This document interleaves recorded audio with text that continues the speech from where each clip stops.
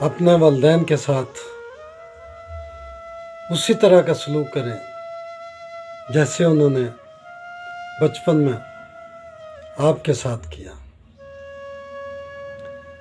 بچپن میں جب آپ کے منہ میں دانت نہیں تھے تو آپ کا والد آپ کے لیے بازار سے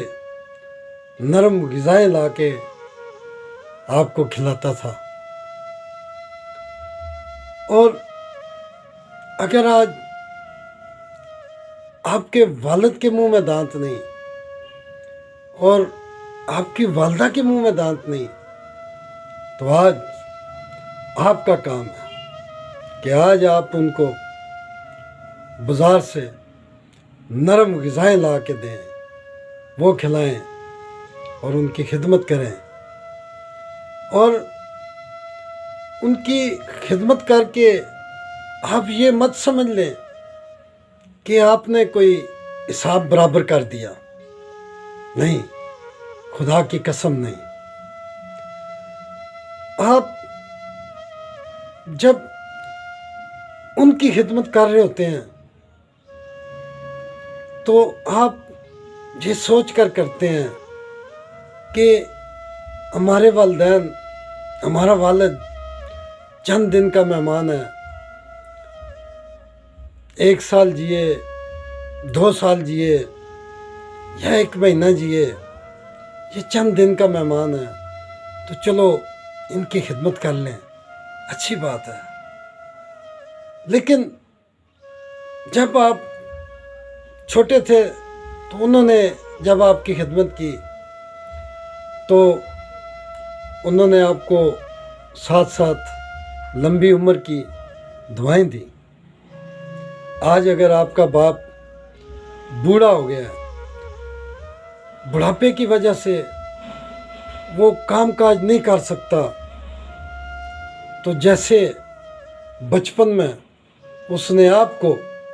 گھر میں بٹھا کے کھلایا پہنایا، آج اسی طرح آپ بھی اس کو گھر میں بٹھا کے کھلائیں پہنائیں، اس کو مشقت مت کرنے دیں۔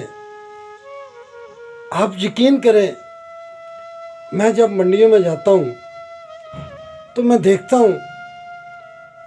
کہ عمر رسیدہ بابے بڑی عمر کے محنت مشقت کر رہے ہیں، اپنے کاندھوں پہ بوجھ اٹھا کے مزدوری کر رہے ہیں، تو یقین کریں، خدا کی قسم میرے اندر مجھے بہت تکلیف ہوتی ہے کہ یہ بابے کیوں مزدوری کر رہے ہیں،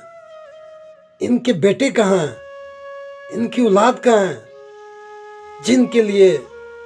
اس نے اپنی جوانی میں محنت مشقت کی، آج وہ کدھر ہیں؟ تو اپنے والدین کا، اپنے والد کا خیال رکھیں، ان کو راضی رکھیں۔ کیوں؟ کہ والدین کی رضا میں اللہ کی رضا ہے۔ آپ پہ آپ کا والد اگر خوش ہے تو آپ پہ اللہ خوش ہے۔ اپنے والدین کا خیال رکھیں، ان کو، اپنے والد کو یہ منڈیوں میں مزدوریاں مت کرنے دیں، خیال رکھیں، سوچیں، ذرا سوچیں۔